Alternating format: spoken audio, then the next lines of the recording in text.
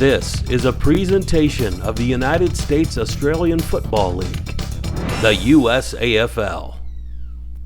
Okay, fullback. Okay. Alex C, back pocket. Okay. Hey, voice. All right. Use your voice all day. Use your voice, okay? Swannaroos on three. 1, 2, 3. Swannaroos. Let's go, boys. 1, 2, 3, 3. Strong in that order was fantastic.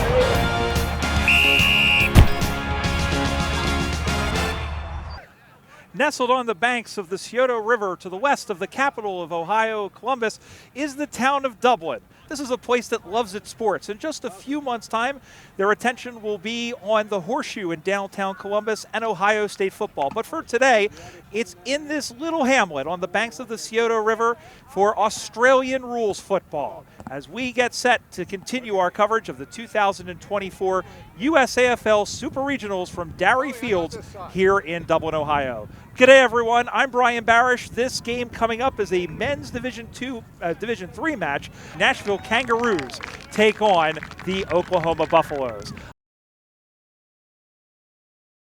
Hi everyone, Brian Barish alongside Dan Sarbacker, former player for the USA Revolution and current coach of the USA Revolution. And Sars, we're back here in Division III. Nashville won their game earlier today over St. Louis, and they did so.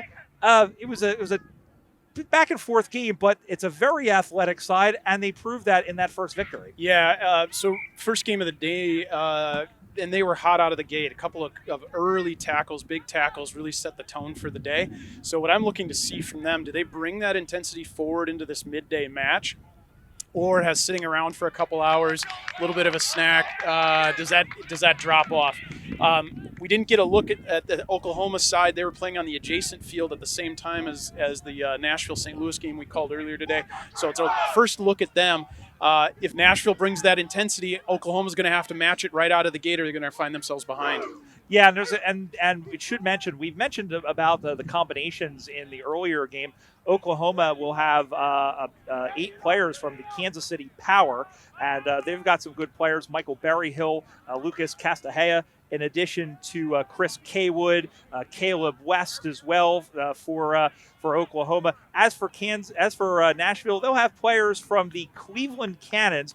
Luke Messiano was one of them who really racked up the possessions, as did Dane Clemens, who was a rookie, who was a veteran coming back to go aside guys like Andrew Gleekert, Matthew Flinchak. So yeah, it's very interesting to see how these two teams will match up. There's a lot of athleticism. I think Oklahoma generally plays a little bit more tougher of a brand of football. Yeah, and Messiano was one of those players in the first game, got a lot of the football, a lot of the offensive production ended up flowing through him at times. So Nashville will certainly be looking to him to have another game where he's racked up a few possessions, executed like he did in the first game. As you mentioned, the Oklahoma side, tough brand of football, known for that pressure. We want to see that to try to stifle what Nashville's putting together here. All right, we're underway, the first of two 20-minute halves here on USAFL.com here from Dublin, Ohio, and it's the Kangaroos in the white and the blue heading from left to right, and it's an intercept mark right off the bat. The Buffaloes, they were born as the Tulsa Buffaloes and then merged with the Oklahoma City Flyers to become the Oklahoma Buffaloes. This is Mo Howell, who is one of the veterans, sends this one in down in front. Turning around and firing is Eastman. And that one is picked off and back the other way, as that one was picked up out of the air by the Buffaloes. Sending this one down through the middle of the ground, almost taking it, but then dropping it. Oklahoma now able to keep this one going forward. Impressive build-up so far. Mo ran his distance here on the near side for Nashville, ultimately intercepted there. Oklahoma's built up all the way out of their goal square on that right half-forward flank now. Gaining yardage, but not taking it all the way, and now sending this one back the other direction. Sending that one up front. Bounces over the head of the number 1 for Oklahoma. Now, once again, we've got names and numbers not matching up, so we beg your indulgence as we go through this second round. And just trying to see. We're trying to figure out as well what happened in that first game. We don't have any scores posted just yet, but Oklahoma, a team that did win one game in the 80-35 tournament in Des Moines last month. The only team they beat was Kansas City, and Kansas City is teamed up with them. So very interesting. So how the turntables. Yeah, what we're seeing here from the Oklahoma side, number of intercept marks, so some resiliency off of the halfback and back lines. They've played kick to kick almost every single time. So an interesting style of play in that they're not linking up with handballs, but they're getting free, utilizing the space on this field, and really executing kicks extremely well. I saw 10. That might be 18. Hunter Carcione on the far side, one of the Kansas City players. And then makes a liar out of me as I say executing kicks while he kicks into the mark. Yeah. Yeah, well, that's what we call the commentator's curse. As this one is sent up high in the middle of the ground, and it's marked in front. Here now the other way, and sending this one down the line, over the top of the pocket. Going after to get it now. Picked up by Dane Clemens. Can't miss him in the orange cap. Sends this one off the shin bone. Marked in front, and again it is Andrew Gleekert, the former tight end, Michigan State University, drafted by the Eagles. Oh, he's a big unit and a big target, and you're not surprised to see him on the end of a series of kicks like that. And the kick is up on the way. It is going to the right, but it's a goal. Just snuck inside the right upright, and that is the first score of the game on the Watch AFL scoreboard. Nashville 1 straight 6, and Oklahoma no score. And boy, Gleekert, he's tall unit, but he's strong. And we talk about, the comparisons of sports with people coming over from one sport to another. He's a great, you think of a tight end, you think, you have to have good hands and you have to be strong. Because if you're a tight end, obviously you're doing the work of a lineman. You have to be able to push people out of the way. But you also have to be able to grab the ball. And then, the kicking part. We know that not all gridiron players are good at kicking, but that one was pretty good. Yeah, he did great. And I think what you saw there is a natural inclination to catch a ball in traffic. So he would have been used to that, certainly. He's gotten enough tutelage on the kicking and was able to execute that for a goal. Alex Marakian, the former Philadelphia Hawk, the former Tampa Bay Tiger Shark. Or rather, no, he goes all the way back to the Florida Redbacks, if you can believe it. That team hasn't been around in about 10 years. Now through the middle of the ground. Here comes, that's Harden once again, up on the far side, and that one is taken down, trying to sift through defenders, and they were able to get the ball free. Going to get picked up, turning this one inboard. One-on-one contest, and that one was a good battle between two players, or one of them being Howell, who picks up the footy. Howell puts in this one across the face. I think that's going to roll all the way home. It does. As coming across was Eastwood, who came across to try and cut it down, but he didn't need any help. What a goal by Mo Howell. And that might change the one we saw in the last game by Ben Collins for goal of the day. We'll give you the score on the Watch AFL scoreboard, 2 straight 12 to no score in favor of Nashville. Luck smiled on Howell there a little bit. Had a bounce on the wing here that got away from him, but he was able to go collect that centering kick.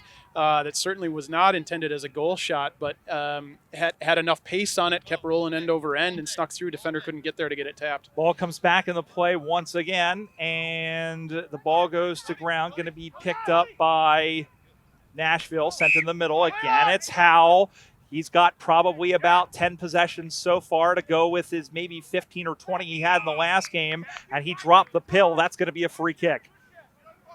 Improper disposal. Go ahead, Sarge. Seeing some diversity out of Nashville in the first game. The way the pressure came from St. Louis was a lot of tackling, handballs, and Nashville matched that. In this game, Oklahoma, comes out and is kick to kick with their build-up structures.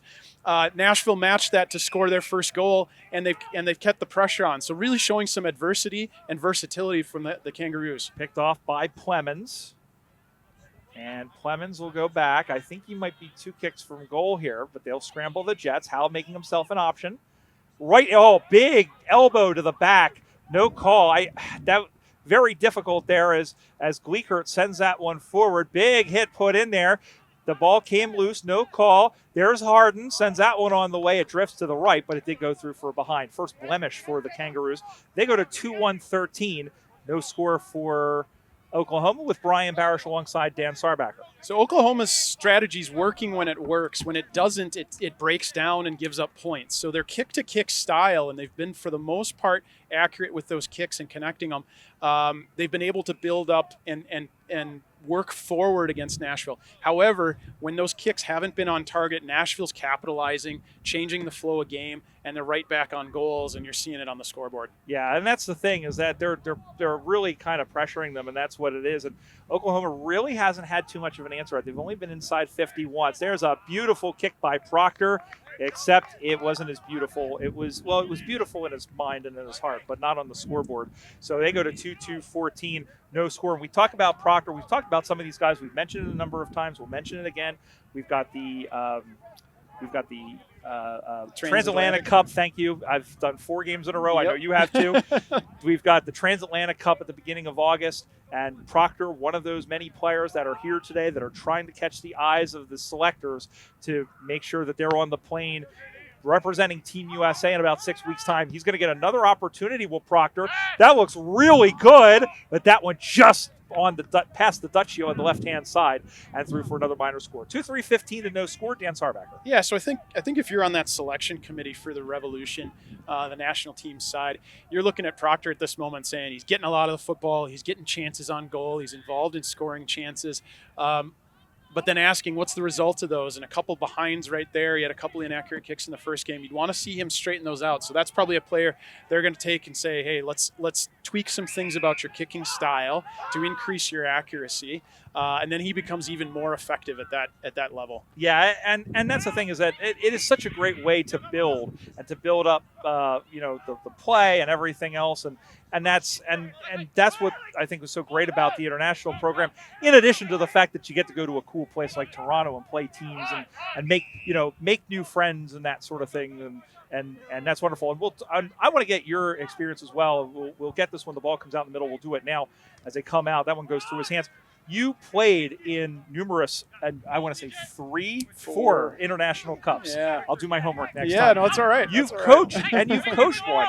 Yep. The international cup, as the ball when it's kicked up on the way, and by Andrew Wang, and he finds a man in Eastwood, and Ian Eastwood will go back. We'll finish that in just a moment. But Ian Eastwood will go back. He kicked 2 in the first game. And he'll go back to try and extend the lead for the Kangaroos. No, he'll try to center the ball. Dropped in front, going to get picked up. And, a turnover there. Harden was in there as well, putting in the Had-Yad. It comes to Proctor. A lot of these same names we're calling over and over again. Back to Harden. He just got a shoelace to the ball, or did he? No, he didn't. It is going to be a free kick the other way. Well, the best rested players on the field right now are probably that fullback line from Nashville. It's been a while since Oklahoma's been able to build forward. And again, like we talked about, they had success from kick to kick for a while. But when that breaks down or Nashville's denying that, Nashville's been able to collect the ball and apply immediate pressure with more forward 50 entries. 15-0 the score. And they've just kicked a goal. As we were checking, they've just kicked this one through. So on the Watch AFL scoreboard, it's now 3-3-21. To no score. We'll a little bit of confusion. We'll get everything sorted out at the half, but we go back in the middle once again. We are just past the halfway point of this second half as the wind starts to whip through our microphones. The gusts only about 15 miles an hour today, but it is kind of a welcome breeze. Let's get back to that point about the internet. Now you played in all those International Cup. The International Cup is on hold at the moment for various reasons we shan't get into here. But the Transatlantic Cup is nothing to sneeze at. You're playing some of the best teams in the world. You've got England, Great Britain. You've got Ireland. You've got Canada. You're going to see some new, France they've played before, especially on the men's side. On the women's side, they haven't played yet. Colombia, which is a fantastic story.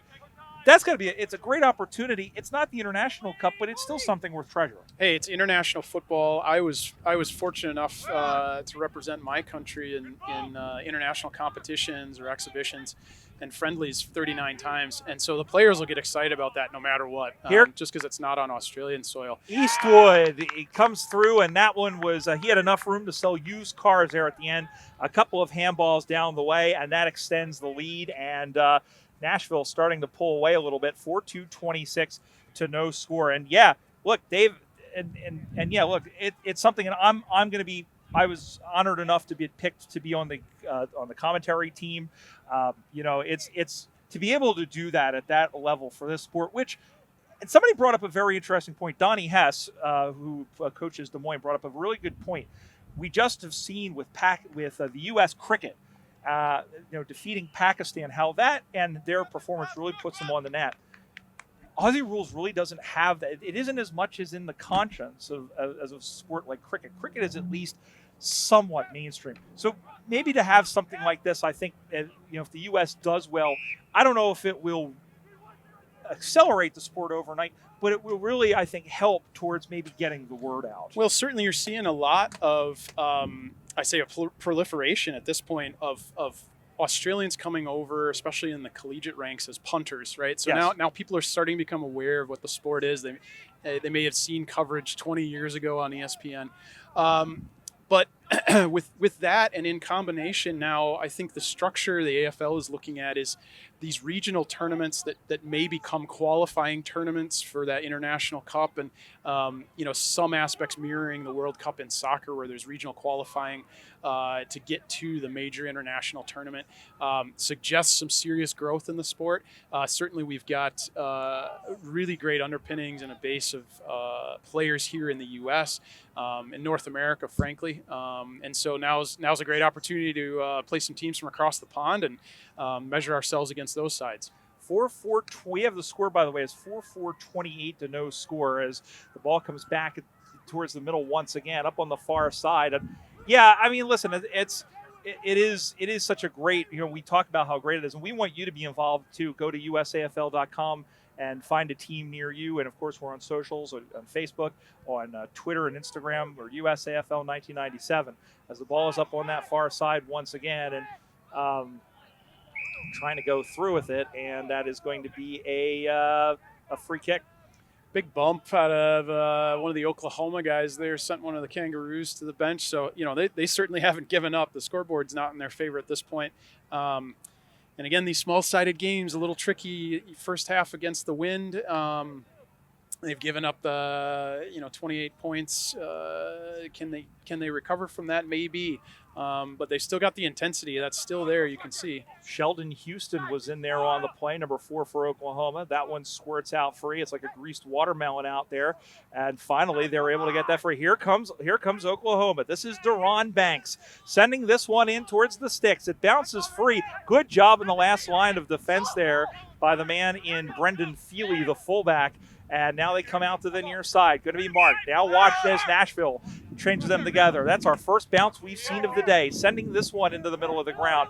Turned by Eastwood. He's able to get that one off, and that could have been high tackle, and it was. Nashville effective after Oklahoma built up and entered into forward 50. Nashville effective building out the right side in their rebound to use the open grass. Jeff Person sends that one in towards the sticks, and that one has gone out of bounds, I believe. And Jeff Person, a man who's been around the sport probably since the beginning of the Kangaroos, it's interesting. It's funny to remember him that he is still playing because you usually see him as an umpire. Yeah, well, it's would have played against him a number of times. A little more salt than pepper probably these days on top of the dome, but good on Jeff for still getting a run and involved in a scoring chance there. Chance for a goal there by Andrew Wang, number 31, or that I don't know. That might be Messiano. They did change some of the numbers around, but in any event, another behind for the Kangaroos. They go to 4-6-30 and no score for Baltimore. With about 4 minutes to go, Brian Barish alongside Dan Sarbacker, former USA player and current coach of the side. One of the coaches anyway. He comes down here and tells people that they're doing a good job, pats them on the back, and goes there. Of course, our intrepid crew, we've got Craig Campbell, who is bringing you the sights, as well as our producer, Jerry Long, who's done a great job of putting this together. There's another behind through for Nashville. They go to 27. I've lost track of it. 31. I'm sorry. So they go to 31 points. Spare football on the field from the adjacent oval. They had a shot on goal from right in front, so that sailed onto our field there. A little confusing. 2-ball soccer. As the ball goes up on the far side, that's what we chant at the Union games whenever a ball ricochets back on. And then whenever somebody comes on and kicks the ball off, we boo them and say, "Why don't you like fun?" Yeah. We all want multi-ball. We all want multi-ball. As the ball is up on the far side, once again, the intense side of the field. We're going to make that dad joke again because there are people over there intense. Is that a pinball reference? Multi-ball? Yes. Very good. Get the paddles going. You get 3 points. 3 points for Salbach. I'm earning a few without much effort. That's great. I don't know what you trade him in for, but hey, as the ball comes out, we are going to a place called Pins with pinballs tonight here in Dublin. Fun. Which should be fun. They have duck pin bowling amongst other things, and if you're within the sound of our voice and want to come hang out with us, go do it. In downtown Dublin. As the ball gets sent in, top of the square, and there's another intercept mark. That big defensive player, big fullback, has had a couple of them. He'll come out to the near side, and it drops in front. And going to pick that one up is the unlisted number 10. Turns around, sends this one back. It'll top it over his head and clean bowl everybody. Now going after it. That is Caleb Houston going after the football. He chases him back about 10 yards. He looked like Ty Detmer scrambling away before, but unlike Ty Detmer, he didn't throw an interception.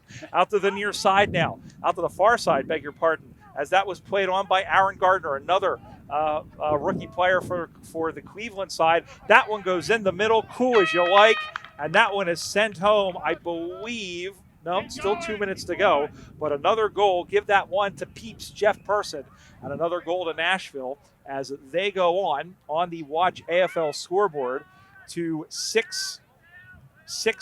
Well, let's see. Yeah, 6:36. No. Yeah, we believe. Well, let's see. 5:6:36 is what the score is. We're working with some volunteers that are running the scoreboard across the field, so apologies that we're not 100% certain on what the score is. And frankly, no one ever is. It's the umpires, the goal umpires, that have it written in their pockets, and they confer at halftime and quarter time if they got it right. And that's what we'll say. We'll keep an eye on and just make sure that that's what it is. As this one is sent in, there's another scoring opportunity for the Kangaroos and another one that goes behind the big old stick. And so, again, Watch AFL scoreboard. It's see, now they have 5:6:36. I think they may have caught up. So, well, no, 5. Yeah, just another behind registered, so it might be 5-7. Might be 5-7. Well, we'll get that straightened out at halftime. But as the waning minutes of the half here expire, Nashville obviously getting the best run of play at this point. Probably not a lot of adjustments for them. Although going into the win, they may use a little bit more of the handball going into the second half. Oklahoma would really want to stem the flow, stabilize, get Nashville tied up, not allow these possessions just like they're getting here, and ultimately work that into more transition in the second half. Another shot for goal, and that one as well goes behind the stick off the foot of Saul Camarena. Another stalwart for this side, and that takes them on the Watch AFL scoreboard now to 5:8:38.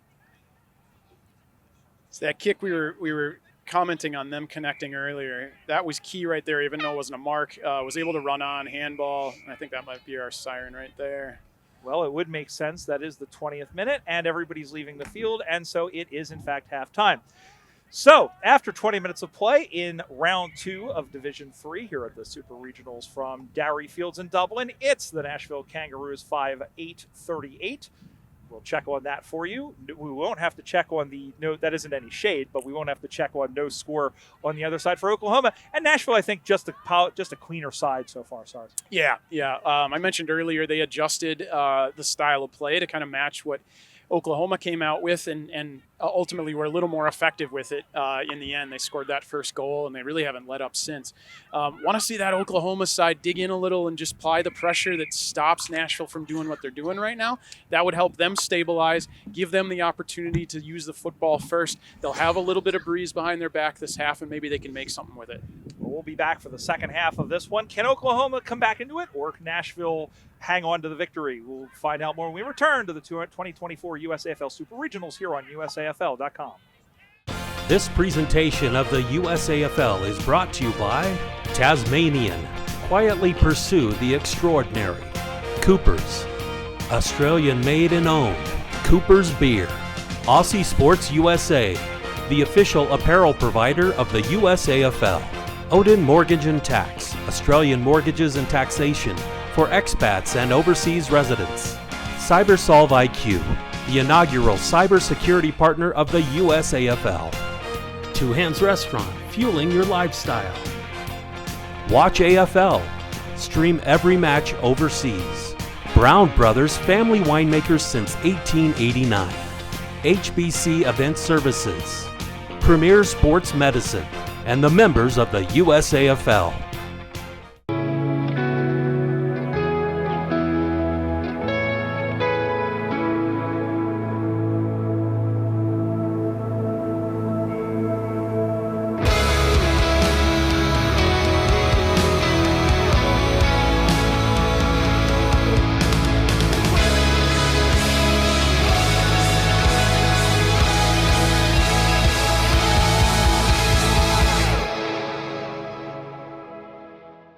Back here in the second half of this round 2 men's division 3 match between the Nashville Kangaroos and the Oklahoma Buffaloes. Score confirmed to us. It is 38-0 is the score. And so I think I had it right. We were right, weren't we? Yeah, we were. as happens every once in a while. Brian Barish, by the way, alongside Dan Sauerbacher, former USA Revolution player, current USA Revolution national team coach here at Darry Fields in Dublin, Ohio. The Kangaroos now kicking to the left of stream towards the power line end. And there's also a mill and a silo and I guess the mill's on that side, I guess. I don't know. But in any event. The teams were expeditious coming out of the quote-unquote change rooms, change tents, after their halftime talks. So caught us off guard a little bit. But underway, Nashville looking to do more of the same in the second half from what they did in the first, albeit into the wind.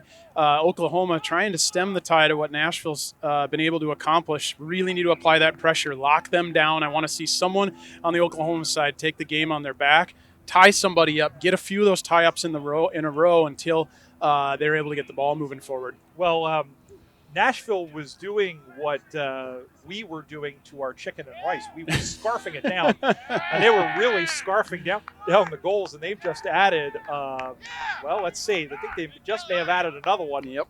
In fact, they have. So, on the Watch AFL scoreboard, right out of the chute, that's their 6th goal of the game. They go to 6-8-44. Oklahoma, no score. So some folks unfamiliar with percentage as a tiebreaker don't realize maybe the connection. Some might be saying, well, they're going to win this game. Why don't they take the foot off the gas a little bit? Not a good strategy. You may need those points later if you end up dropping a game and tying with another team. You want your percentage to be as high as possible. So goals for over goals against. Nashville probably will not take the foot off the gas here.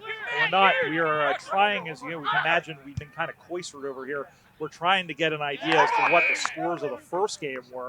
But we'll have that for you as soon as we get it. Gee, and fantastic delivery there. I was off of 11's boot here to a lead at Proctor. Thank you. And we've been talking about his kicking all day. That one was just an absolute dart, maybe never more than about 9 feet off the ground. Oh, good mark, though, by Mo Howell. That was not a great kick off the foot of the Cleveland gentleman there in Messiano, who's been fairly reliable, and that distance maybe was out of his range after a great lead in mark. But this ended up, a lucky result maybe for Nashville, but there they go in Salado Major. There's another one. That's their 2nd of the half and their 7th of the game. They go on to 7-8-50. No score for Oklahoma. Yeah, I mean, the percentage boost is going to be one thing. I think it will come into play. I mean, it also might come into play if we find out that there's a chance that there could be 1 or 2 teams with 2 wins and a loss. But it also is a distinct possibility that when they do come to that 3rd matchup, which is later today where they take on Chicago, that both teams may very well be 2-0. And so percentage would only come in if the game ended in a tie, which it almost came into play last year in the Super Regionals with the game being tied until Denver won it after the siren. Yep. Here, Oklahoma building up a little bit. Good mark, Become an though. effective mark. If they move quickly, they've got some opportunity. Not necessarily numbers, but they've got some opportunity because there's open space for these forwards to work into. Richard Souders from Kansas City sends us one through, top of the square, 50 meters out now. And a long handball pass goes and finds Houston. Houston was never going to get taken down. Left-footed shot across, and Oklahoma finally troubles the scorers. They're on the board off the foot of Sheldon Houston. Watch AFL scoreboard. Oklahoma 1 point, and only 1 point, and Nashville 7-8-50. Let's see if Oklahoma can lock them in here. So they've had a little bit of success. But you'd want to see them really lock down and not allow Nashville an easy out. And they may have done it with that pressure. Is that out on the full? I think so.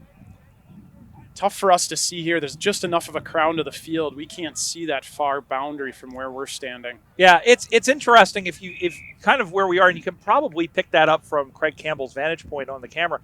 There is a lot of things that you can lose, and it's not. If we were up higher, we probably could see it a little bit easier. I mean, I'm not complaining. I'm saying this is fine where we are, but that's the one challenge of calling from where we're calling is you've got the tent in the way, some of the other teams, you have cars, you've got a lot of things in that background, and that ball, as big as it is and as bright red as it is, it's easy to lose.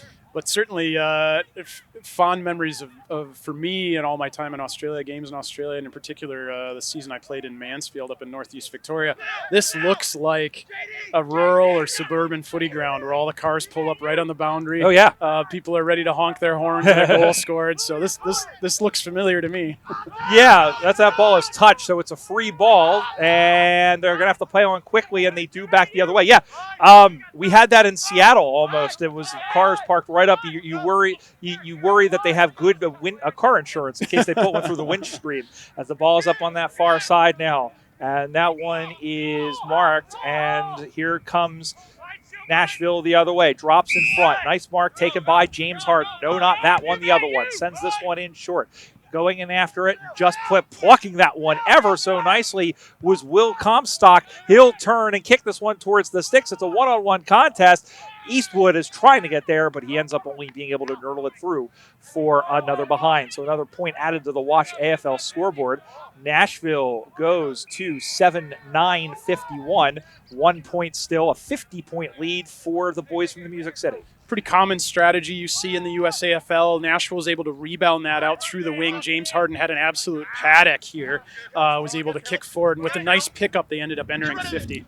Yeah, and of course, now that I think about it, it's the Music City and the home of rock and roll in Cleveland. It's pointing together as the ball goes to the outside. That one is a nice mark, and he thought about it ever so briefly, but he didn't make enough of a move for the umpire to come to play on, so he will take the mark, and now he'll go back and have a chance here as turning around very quickly and sending that one on its way was Gardner. Gardner sends that one across the face where it is marked. Celebrates his kick there. We'll want to straighten out his drop. He held that one as if he was serving lunch on a platter, but that kind of sideways wobbly duck torpedo that ended up in the forward's hands. Eastwood again. It's not going to show up tomorrow in the box nope. score. And Eastwood sends that one on the way, and out on the full. It has gone out on the full.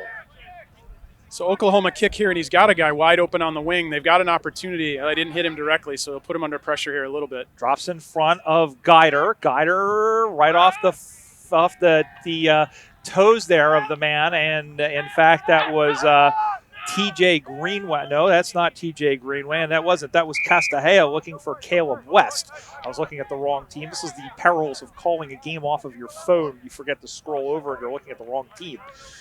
So it will be boundary throw-in. It'll occur in the true center, say, half-forward position for the Kangaroos, leading by 50 points, and they're in a good position if they can hang on and this win. Clemens going deep, and this one is cleared out by the Buffs. Out in the middle of the ground now. Picked up on a hop. Oh, good selling of the candy. Left, as Cody McLean left his opposite number one in and whoever that is there for picking junior mints up off the floor and back the other way now comes the Buffs. Out in the middle of the ground now. Marakian sends this one high. 2-on-2 contest. 1, 2, 3 bites at the cherry. Picked off, and here they come the other way. This is Feely down the middle of the ground now, and now it's Eastwood. Eastwood in the wing position on the far side. Sending that one up high. Marked.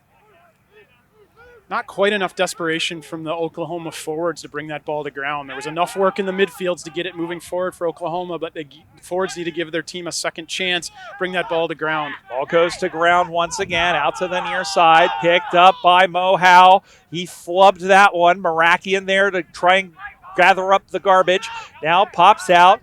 Going to be picked up going backwards there by Arden. That is that one die. And Gleekert, who had the football, and he handballed it up over the top. And the ball is still in play. Throws out one on to the right. It goes, nice mark, taken just over the outstretched arms of a defender. And now continuing the ball down the way. Continues that one up. And up on the far side now.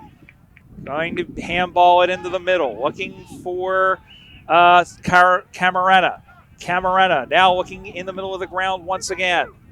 Going in short, looking in for the 18 there, which was Carcione. Carcione able to get it free, but he was picked off. Now here comes Nashville. Little handball trying to spread the field of play. I'll tell you what, Sarge, you and I could walk about 30 feet into the swing, and we could call the game from there and not have to worry about getting hurt. That you're 100% right, and I was just about to say, Brian, that handball that got dropped, Nashville had a very, very clear switch. They had an alley open right here in the middle, right in front of us. Tons of space on this wing. The switch was on if they could have executed that handball, but the ball was dropped. Oklahoma's actually on the offensive now. And it's, there's nobody on this half of the ground. I mean, there's absolutely nobody. It's not even so much on the wing. There was nobody on this side of the ground. They're going to turn and look for a goal. It drops in front, and going to pick that one up and wrestling at the safety was Dane Clemens. And he concedes behind. The second point for the Buffs as they go on to 2 points. And they trail Nashville as we search out the scoreboard. I am having all sorts of trouble finding the scoreboard over there. It is 50. It's 51-2 now. Yeah, I think there was an opportunity for the Buffaloes there. Mark on the full forward, he was a ways out, just did not see the type of support running you'd want to see to give him an opportunity to move that ball forward, further forward. Had support come and arrive, he could have been patient. They might have been having a more serious opportunity on the goals. Ball comes back in the middle of the play now, drops in front. Again, men's Division 3. We've got 3 men's divisions and a women's division. Women's division happening over to our left on field number 2. As the ball goes out of bounds. It'll be a free kick. Sending this one on. Right-footed kick up high and sent out of play, and it will be a free kick going the other way. The other 2 teams in this group, St. Louis, who played earlier today, and Chicago. Yes, thank you. An old rivalry. Yes, and that's the thing. Look at it, especially in the Central region. The old MAFL, the old Mid-American Australian Football League. A lot of old matchups in that. And Nashville, of course, a member of that. Oklahoma, relatively new side, only came in 2010. As the ball comes out of bounds now, and looks like we'll have a boundary throw-in. Behind, kick in. Oh, it is going to be a behind. Sorry. Just snuck in the post there. All sorts of things happening here in Dublin, Ohio. And they move on now to 52. It's 52-2. So something Oklahoma's excelled at actually are these kickouts. They're pretty happy to concede behinds instead of goals because they've connected a lot of these. It's been part of their build-up strategy. Now this next kick is critical. They've got to be able to connect this one to keep the momentum moving forward. Out to the near side. Ball comes up high in the air, drops in front. Duty is there. So too is Caramena. Caramena wins it. Has to bootleg around, finds Clemens. Oh, this is a beautiful, beautiful weave. And a good shepherd job by Duty, who got shoved into Clemens at the end of it. But it's okay as Eastwood sends this one in front. It bounces free, going to be picked up. Flitchak is there, or rather that was Gleekert who was there, but it's cleared out by Oklahoma. Good job by the Buffs, who are still playing high-level football. Out to the near side now. And going up to pick that one up is... Out to the near side, Duty again. Again, Houston. Houston, little paddle ball off the ground. Going to go pick that one up. This is Clemens. And it's out of bounds on the full. I'll tell you this, he did a good job to keep the ball in play on the drop, and he did his very best to keep the ball on the outside to try and keep it in play. Yeah, here is another chance for Oklahoma. Been really, really good. One of the better sides, frankly, kick to kick. But if they aren't able to do it the entire way down the field, they haven't been able to hit the scoreboard with it. Ball comes on the far side now. As ball comes back in the middle of the ground, that one is going to be marked nicely by Gleeker. Can't miss him. He's an absolute unit. And he's got a big kick too. If he's able to harness that one he got underneath a little bit, but he's able to harness that guy could probably roost that ball 50+ meters. Ball comes now up in the far side now. Is the temperature getting a little bit hotter? It's 77 degrees Fahrenheit. When we started, it was about 64. As that one has gone through for another behind, it takes them on to 5. Let's see. 10. It's a 7-11-53 to 2 behinds. Got Proctor there again with the intercept mark on the half-forward flank for Nashville, and they're going right back into 50 again here. One time it was 7-11 when we were doing on July 11th. It was the Central Regionals a few years ago, and I was like, ooh, it's Free Slurpee Day. But it isn't Free Slurpee Day, unfortunately, on this 7-11. 2 more hours, I'm going to be asking for one of those. Yeah. It's going to be heating up yet more than today. Yeah. Brian Barish, by the way, alongside Dan Sarbacker. Glad to have your company as well here, the 2024 USAFL Super Regionals, the East and Central Super Regionals. Nice mark by Carameno over the top, and he is dead in front. Yeah, good body on the ground. He's a thin, tall player, but he used his body effectively on the ground to create just enough space to go use his leaping ability, and he's probably 15 out from goal here. His kick let him down a little bit there. Can't tell if that's out on the full or for a throw. It is out on the full for a kick there. That was 15 out from goal. He'd want that one back. That was a shocker. Yeah. I mean, look, they're up by 50 points. I mean, that's you can be a little bit critical at that point. Of course, they've had 18 scoring shots, only 7 of them for goals, and sometimes you look at that can be a misleading figure. Sometimes when the behind count is high. I think of the game that I think you and I called last year for the USA and Canada on the women's side. The women had kicked 1 goal 9, but it's not that they had trouble kicking. A lot of that was just pressure and also a few rush behinds. Yeah, and that's a defensive strategy to not concede 6 points. You take that rush behind.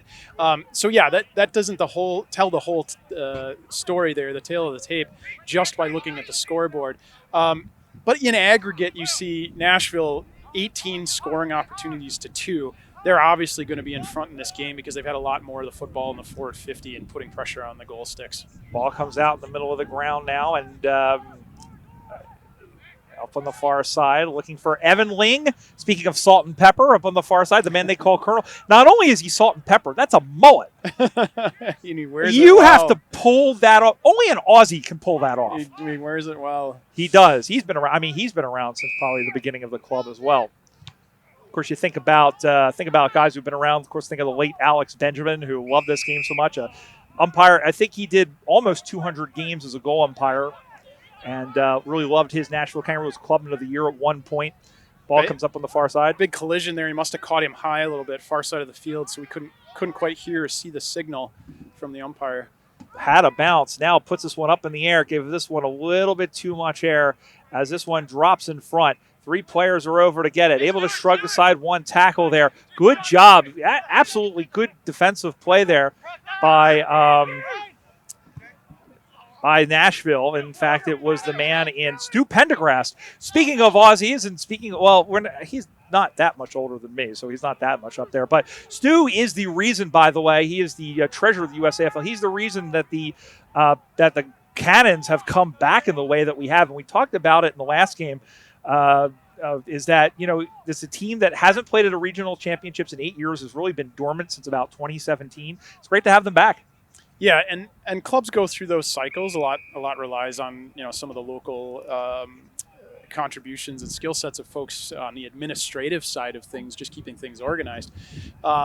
So yeah, we absolutely rely on a lot of volunteer work and help at the local club levels to keep those alive. And ultimately what you love to see is opportunities for athletes to go out and do something other than what's normally available to them, so play a little more high contact sport, a little more intense sport than they might otherwise have in an adult rec league. Yeah, and that's the thing. The one thing about this sport and this league is that it's different. There's nothing else like it in this country. And you could go out and play softball with, in what we call beer league or something like that, or you could have they have rec leagues now and different things. But this, clubs, and not only that's the thing about it is that there is that Aussie spirit, I think, of camaraderie and social, and it extends behind that to the league itself. I mean, there's a lot of good relationships between a lot of the clubs and a lot of different players, especially I see that on the women's side as the ball gets picked up. And Carametta, who thought that was for us, he's going to stroll in oblivious to the carnage behind him and add the 8th goal for Nashville as they go on to 8-11, 59 to 2 behinds. Yeah, I've done enough interviews over my playing career and since retiring, and I often get asked, how did you get into the sport and what attracts you to the game? And I think, the combination of strength and speed and agility and awareness and skill set and tactical ability, it's really an amazing combination of a lot of things and asks so much of players. And I think a lot of athletes in their teens and 20s that get onto a club or get exposed to it or just fall in love with it for those reasons. Well, that is in fact the Hooter, and that is the ball game. Well, the Nashville Kangaroos and Cleveland Cannons have gone to 2-0, and they have done so in a pretty emphatic way against a Oklahoma Kansas City side that played strongly for 40 minutes, but you could tell there were maybe a class behind. The final score of the Nashville Kangaroos, 8-11-59. Oklahoma 2 behinds. Pretty comprehensive win. Yeah, Nashville made the adjustment early to a different style of play from their opponent than what they had in the first game. So good on them for that, and they really never let up. In the end, Oklahoma's kick-to-kick style wasn't able to stand out. They weren't able to execute enough of those up and down the field to fully get into the goal square and score with. They were very good at times with a few kicks to kicks, but in the end that let them down a little, and they weren't able to put the pressure on Nashville enough to stop what Nashville was doing. So I'm now looking forward to, Brian, it'll be the third time we see Nashville later today, just the luck of the draw. We'll see them play Chicago, which could be for the championship in that division. If they win, they'll do it. We'll have to see what Chicago's record is then. Well, just a quick reminder, you can follow everything about the USAFL on our website, usafl.com, on facebook.com/USAFL, and on Twitter and Instagram at USAFL1997. Coming up after the break, we go back to Division II. The hometown Columbus Cats face off against the Houston Lone Stars here from Dublin, Ohio. You're watching the 2024 USAFL Super Regionals here on USAFL.com.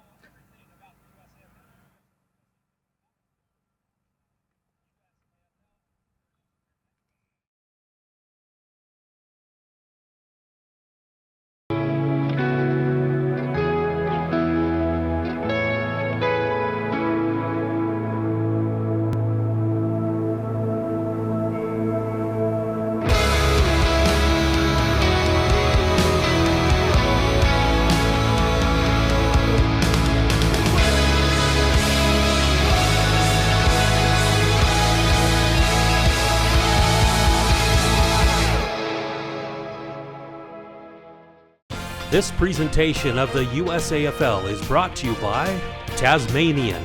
Quietly pursue the extraordinary. Coopers. Australian made and owned. Coopers Beer. Aussie Sports USA. The official apparel provider of the USAFL.